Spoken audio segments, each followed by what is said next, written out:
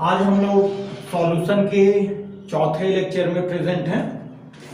ये लेक्चर जो कि 12, 11 और यहाँ तक कि क्लास 10 के स्टूडेंट्स के लिए भी काफ़ी फायदेमंद होगा।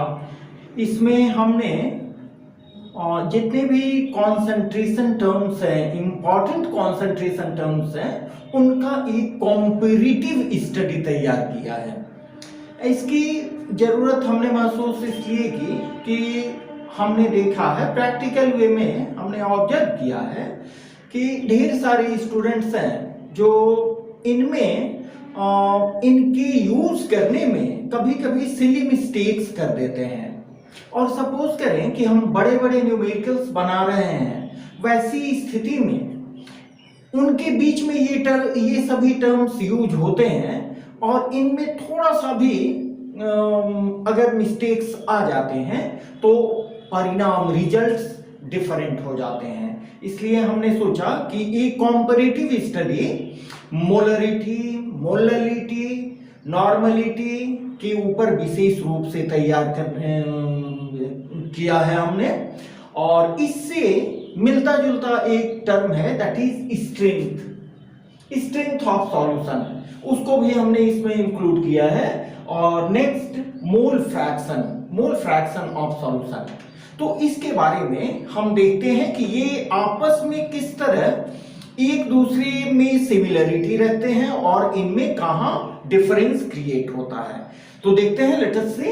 यहां पर हमने comparative study of molarity, normality, mole fraction and strength of solution. ये सॉल्यूशन के क्वांटिटेटिव कंसंट्रेशन टर्म्स हैं जिनमें हम क्वांटिटी को एक्सप्रेस करते हैं, not qualitative. It is quantitative concentration terms. तो यहां पर these terms are expressed in terms of, यहां देखिए, number of moles of solute dissolved। यहां जो कंसंट्रेशन टर्म्स है जिसमें सॉल्यूशन में number of moles of solute dissolved हैं। अब number of moles of solute कितने अमाउंट में डिसॉल्व हैं उसके आधार पर हमने इनको दो पार्ट में डिवाइड किया है। The first one is molarity and second one is molality. Molarity को कैपिटल एम से और मोललिटी को स्मॉल एम से रिप्रेजेंट करते हैं। दोनों में सिमिलरिटी क्या है? सिमिलरिटी ये है कि ये दोनों कॉन्सेंट्रेशन टर्म्स के लिए हम number of moles of solute dissolved use करते हैं, इसीलिए इसको हमने इन दोनों में कॉमन रखा है। और डिफरेंट क्या है? मोलरिटी के केस में number of moles of solute dissolved per litre of solution होता है, जबकि मोललिटी के केस में what we have, per kilogram of solvent. Molarity के केस में क्या होता है? Number of moles of solute dissolved per litre of solution.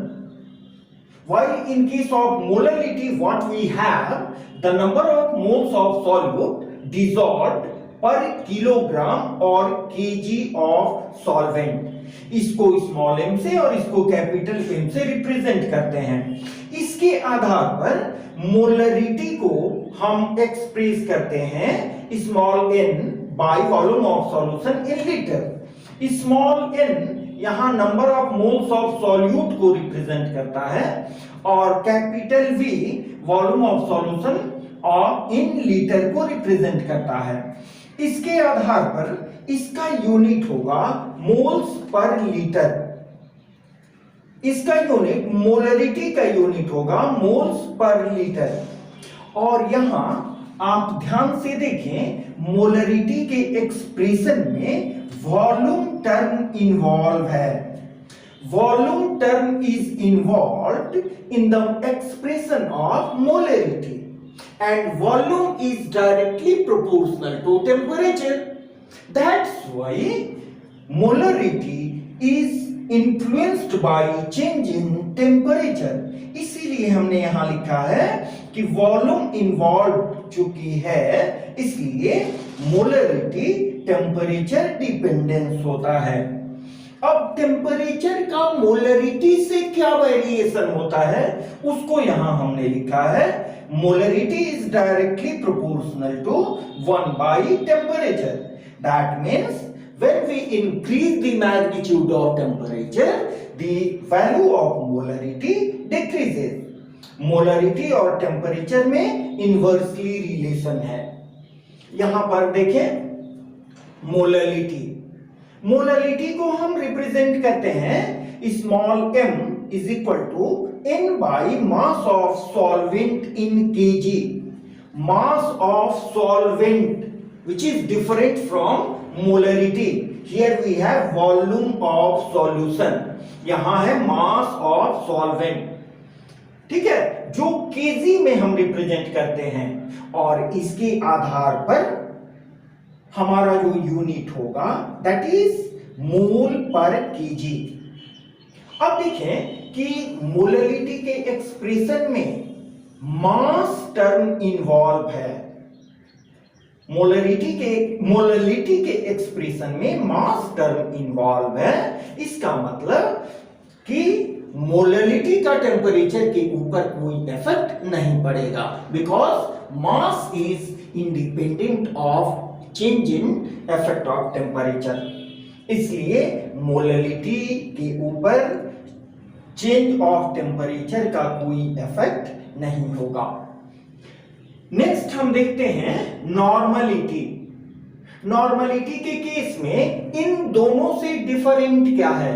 इन दोनों में कॉमन जो टर्म था that was number of moles of solute dissolved, जबकि नॉर्मलिटी के केस में हम क्या देख रहे हैं? Here we have number of gram equivalents of solute dissolved कितना में? पर लीटर ऑफ सॉल्यूशन। यहां पर नंबर ऑफ मोल्स था, जबकि यहां पर हमारे सामने है number of gram equivalent of solute, जिसको शॉर्ट में हम इस तरह ग्राम इक्विवेलेंट से डिनोट करेंगे। ये ग्राम इक्विवेलेंट घुला हुआ रहेगा कितना में? 1 लीटर ऑफ सॉल्यूशन में, जैसा कि हम मोलरिटी के केस में पाते हैं। मोलरिटी में number of moles dissolved per litre of solution होता है, जबकि नॉर्मलिटी के केस में number of gram equivalent of solute dissolved per litre of solution होता है। इसका मतलब ये हो रहा है कि कहीं ना कहीं मोलरिटी और नॉर्मलिटी आपस में एक दूसरे से रिलेटेड हैं, तो इसको हम लोग इन दोनों के इंटर रिलेशन को हम आगे के लेक्चर्स में पढ़ेंगे। It is very very interesting. तो यहां पर देखिए मोलरिटी से ये डिफरेंट है किस चीज में? एक तो नंबर ऑफ ग्राम इक्विवेलेंट के केस में, और दूसरा यहां हम पर लीटर ऑफ सॉल्यूशन लेते हैं, जबकि मोलरिटी में पर केजी ऑफ सॉल्वेंट लेते हैं। इसके आधार पर नॉर्मलिटी को हम एक्सप्रेस कैसे करेंगे? Number of gram equivalent of solute divided by volume of solution in litre, और इसके आधार पर नॉर्मलिटी का जो यूनिट बनेगा, unit will be gram equivalent पर लीटर। यहां हमने लीटर को काला से इसलिए दिखाया है, यहां भी देखें काला से रिप्रेजेंट किए हैं, which indicates their mutual similarity, कि ये आपस में सिमिलर हैं लीटर के सेंस में। लेकिन यहां पर देखें, यहां मोल है, यहां ग्राम इक्विवेलेंट है, ठीक है। अब इस एक्सप्रेशन में भी देखें volume term is present in the expression of molarity. यहां भी वॉल्यूम टर्म प्रेजेंट है, यहां भी वॉल्यूम टर्म प्रेजेंट है, तो वॉल्यूम टर्म यहां प्रेजेंट था, तो ये टेम्परेचर डिपेंडेंस था, तो obviously it will must be temperature dependence. That means normality के ऊपर भी टेम्परेचर को चेंज करने से इफेक्ट होगा। ठीक है, टेम्परेचर का नॉर्मलिटी के ऊपर इफेक्ट पड़ेगा। वो इफेक्ट कैसे पड़ेगा, यहां देखें, normality is inversely proportional to temperature. इसका मतलब कि अगर हम टेम्परेचर को बढ़ाते हैं तो नॉर्मलिटी का वैल्यू कम होगा। मेरी बात समझ रहे हैं? इसके बारे में, सबों के बारे में हम लोग इंडिविजुअल स्टडी करेंगे आगे के लेक्चर्स में। ये आपस में कैसे रिलेटेड हैं, इसके बारे में हम स्टडी करेंगे आगे के लेक्चर्स में। और इनसे रिलेटेड ये इंडिविजुअल कॉन्सेंट्रेशन टर्म्स के ऊपर हम लोग डिफरेंट टाइप्स के न्यूमेरिकल्स भी करेंगे। यहां सिर्फ हम एक रफ कॉम्पेरेटिव स्टडी देख रहे हैं। अब देखें, यहां the last one is mole fraction. Mole fraction क्या है? सॉल्यूशन में मान लें कि दो कंपोनेंट्स हैं, तो किसी एक कंपोनेंट के जो नंबर ऑफ मोल्स हैं उनको हम total number of moles present in the solution से डिवाइड करते हैं, तो हमें मिलता है मोल फ्रैक्शन। इसका मतलब कि मोल फ्रैक्शन एक रेशियो है, और हम जानते हैं कि किसी भी रेशियो का कोई डायमेंशन नहीं होता है। दैट्स वाई, यही कारण है कि मोल फ्रैक्शन का कोई यूनिट नहीं होता है, ये डायमेंशन लेस होता है, और मोल फ्रैक्शन के ऊपर कोई टेम्परेचर का इफेक्ट नहीं होता है। अब देखें, एक और जो टर्म आ रहा है मेरे पास, ग्राम इक्विवेलेंट्स। ग्राम इक्विवेलेंट्स जो नंबर ऑफ मोल्स से थोड़ा सा डिफरेंट लग रहा है, उसके लिए यहां हम देखें कि नंबर ऑफ मोल्स हमें कैलकुलेट करना होगा, तो हम directly weight of mass in grams को weight of solute in grams को हम डिवाइड कर देंगे gram molecular mass of solute से, तो हमें नंबर ऑफ मोल्स मिल जाएगा। समझ रहे हैं मेरी बात? कि सॉल्यूट का जो मास दिया गया है, सॉल्यूट के मास को उसके ग्राम मॉलिक्यूलर मास से हम डिवाइड कर देंगे, तो हमें सॉल्यूट का नंबर ऑफ मोल्स कैलकुलेट हो जाएगा। लेकिन अगर हमें ग्राम इक्विवेलेंट्स कैलकुलेट करना होगा, तो number of gram equivalents is equal to mass of solute in grams. Solute का जो ग्राम में मास दिया गया है उसको सॉल्यूट के इक्विवेलेंट वेट से हम डिवाइड करते हैं, सॉल्यूट के इक्विवेलेंट वेट से डिवाइड करते हैं। अब यहां एक नया टर्म और आ रहा है, इक्विवेलेंट वेट ऑफ सॉल्यूट। तो सॉल्यूट का इक्विवेलेंट वेट हम कैसे निकालेंगे? यहां देखिए, हमने लिखा है equivalent weight of solute. Solute का जो ग्राम मॉलिक्यूलर मास है, सॉल्यूट का ग्राम मॉलिक्यूलर मास को एक कॉमन फैक्टर, जिसको हमने n माना है, आप कुछ भी मान सकते हो, यहां x भी मान सकते हो, एक कॉमन फैक्टर से हम डिवाइड करते हैं।